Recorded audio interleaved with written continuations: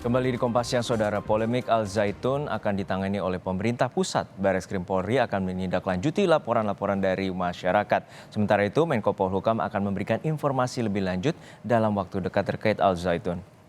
Hal tersebut disampaikan oleh Gubernur Jawa Barat Ridwan Kamil, sementara Pemprov Jawa Barat diminta fokus oleh Menko Polhukam Mahfud MD untuk menjaga kondisivitas di Jawa Barat. Dalam waktu dekat, Menko Polhukam akan memberikan informasi kepada masyarakat terkait polemik Al Zaitun.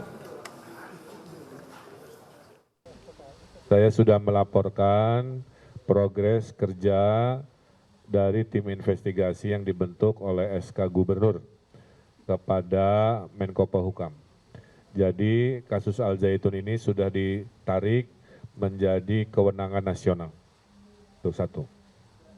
Nah, sesuai kewenangannya, Pemprov Jawa Barat ditugaskan fokus pada yang namanya menjaga stabilitas, kondusivitas sosial, ya,